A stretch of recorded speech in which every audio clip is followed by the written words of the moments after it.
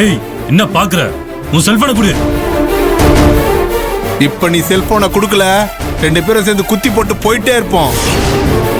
தரப்புறே இல்லையா?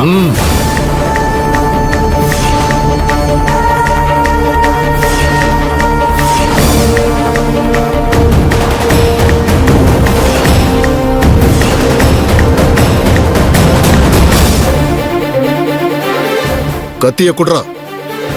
நீயும் கத்திய குடுறா.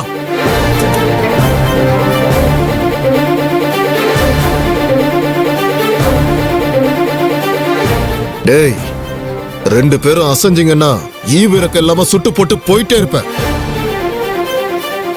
என்ன ஆதிரை, உனக்கு நான் மட்டும்தான் வில்லன் நினைச்சா உனக்கு ஊர் புற வில்லன் இருப்பாங்க போல இருக்கு.